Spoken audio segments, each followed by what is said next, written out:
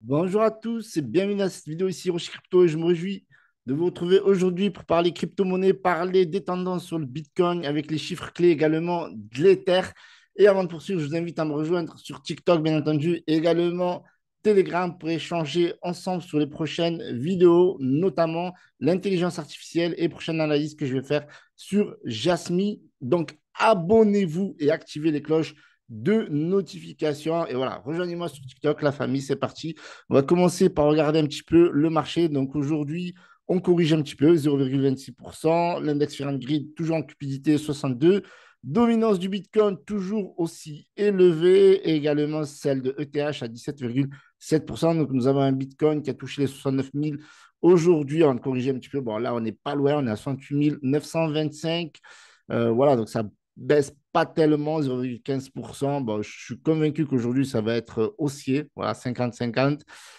Sur les 7 jours, donc 0,60% de hausse, l'Ether à 3 765 $.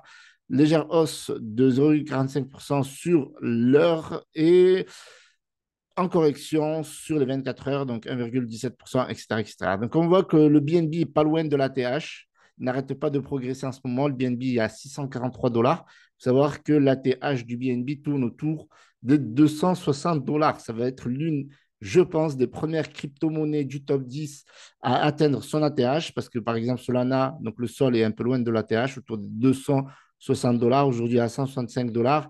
L'UXRP qui était à plus de 3 dollars est toujours en mode stablecoin à 52 centimes.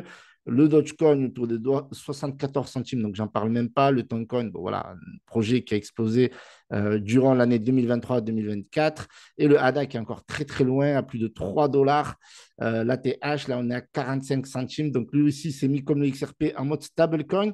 Et le Shiba Inu est aussi loin de son ATH, enfin, à quasiment x3, x4 de son ATH et qui corrige aujourd'hui de 4,39%. Et que dire de Avax? Avax qui est très loin aussi de l'ATH, parce qu'il me semble que c'était à 60, 136 $, pardon. Donc là, on est à 35 $. Du coup, on va regarder un petit peu Bubbles. Et donc, on a des choses qui sont nouvelles sur le marché. On a deux mêmes coins qui ont rejoint le top 100. Nous avons le Brett. J'en avais parlé sur Twitter. Je disais, est-ce qu'il va se maintenir dans le top 100? Il venait juste de rentrer dans le top 100. Et maintenant, il a progressé. Vous voyez, rien qu'en 24 heures, il a pris 12 positions. Il est 79e. On a de plus en plus de mêmes coins. On a le Dog aussi qui est rentré. Donc, on en a parlé dans la vidéo d'hier du Dog. Donc, c'est sur le protocole Runs. Et aujourd'hui, il a progressé de 18 places et se trouve à la 94e position. Et à un moment donné, je disais, dans le top 100, je trouvais qu'il y avait trop de memcoins et je pensais que même le Dog Buffat allait dégager, parce que voilà, je trouvais que 5-6 memcoins, c'était déjà énorme. Donc aujourd'hui, on se rend compte qu'il y a presque 10 memcoins dans le top, dans le top 100. C'est un délire de ouf. Hein. Donc on a le Dog, on a le Brett, on a le Floki, le PP. Bref, je pense qu'il y en a qui doivent se tirer les cheveux dans, dans les personnes qui n'aiment pas les mêmes coins, mais voilà, il va falloir faire avec. Et j'ai une théorie sur les mêmes coins, mais on en reviendra sur une prochaine vidéo. Donc, du coup, le Bitcoin, qu'est-ce qu'il nous fait aujourd'hui? Donc, le Bitcoin qui progresse, d'accord, comme on a vu. Donc, aujourd'hui, on est haussier, donc c'est cool. OK. Donc là, on est en daily. Donc, on voit bien que, regardez, on est sur un bull flag depuis le 20 mai et il y a pas mal de news. Donc, normalement, on devrait être haussier par rapport à la tendance du mois de juin. Il faut savoir que, voilà, le mois de mai était haussier, d'accord, même si le mois d'avril, voilà, ça avait pas mal corrigé. Et on a le mois de juin qui commence, certes, il commence timidement, mais on est quand même haussier. Et donc, ça fait plaisir. Donc, au niveau de l'Ether, l'Ether aussi en mode bull flag depuis le 21 mai, surtout depuis l'annonce potentielle des ETF. Donc là, vous voyez, donc forcément, il se met en range. OK, donc ça va corriger certainement un petit peu avant de repartir. C'est tout à fait logique. Il faut bien que le marché respire, mais quand on regarde la progression de l'Ether, elle est juste insane en fait. L'Ether commence à accélérer littéralement. Donc, on voit voilà, des grosses hausses.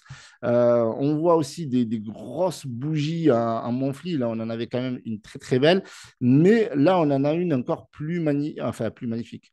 Quand même pas, mais on a eu quand même le mois dernier. on a une hausse de 40% quasiment, enfin, en fluctuation. Et là, voilà, donc là, voilà, timide, OK? Donc forcément, il faut bien que ça résiste aux vendeurs. Et c'est vrai que Bitcoin, sur les 2 précédents mois, on était beaucoup sur de la vente et de l'accumulation.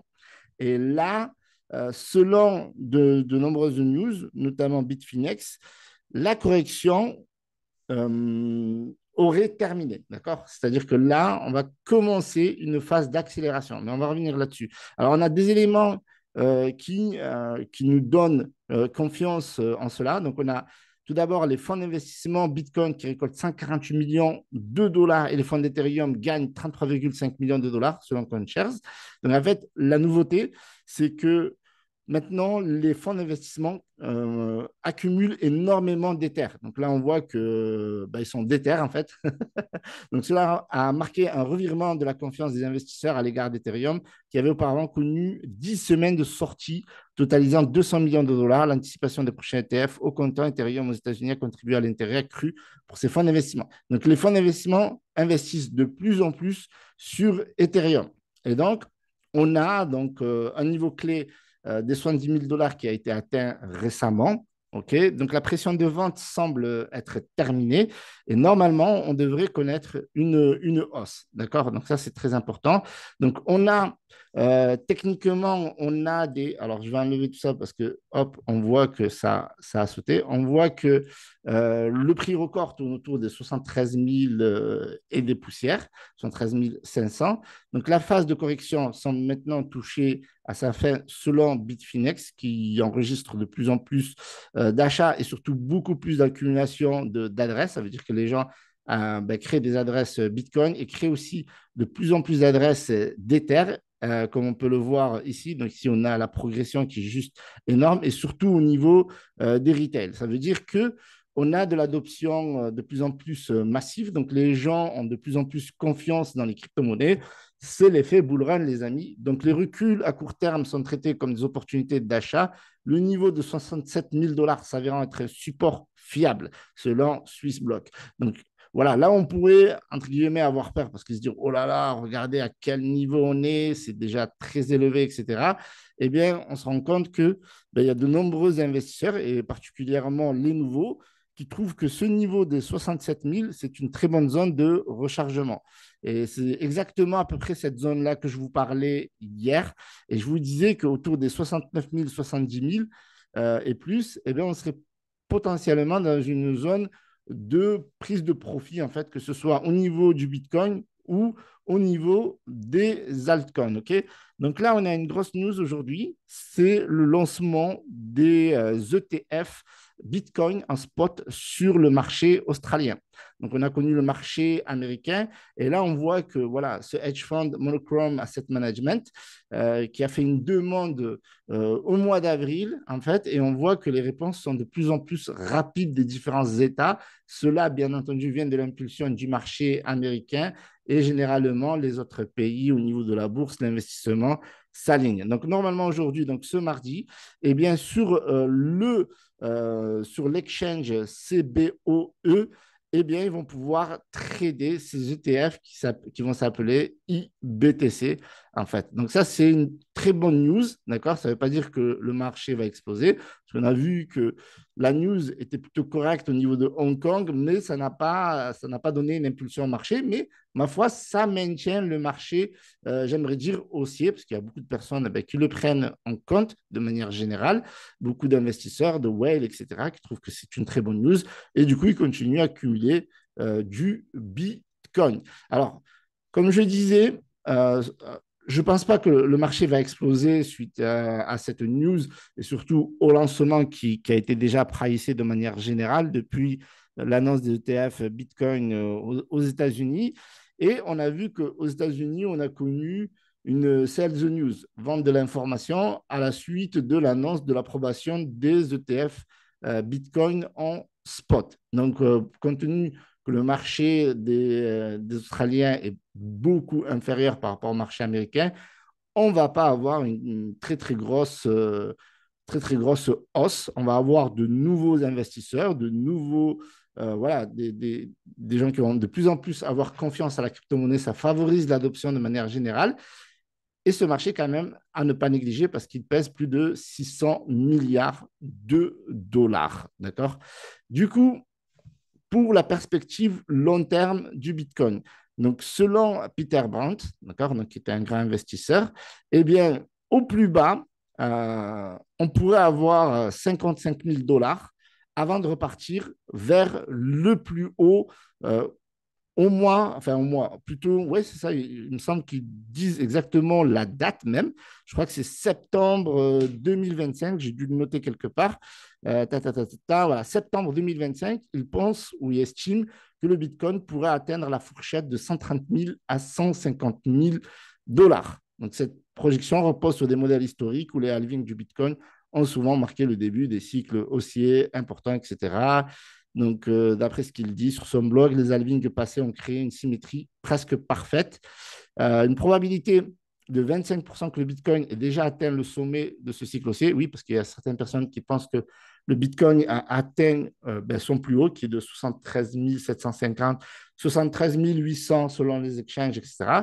Et donc, lui, il estime que voilà, il y a 25% de probabilité que le Bitcoin ait atteint déjà un sommet. Donc, techniquement, ce n'est pas la majorité. Et donc, potentiellement, le Bitcoin pourrait atteindre encore de nouveaux sommets durant ce bull run qui continue. Et vu que d'un point de vue macroéconomique, ça commence à sentir bon, on sent que les taux d'intérêt vont baisser.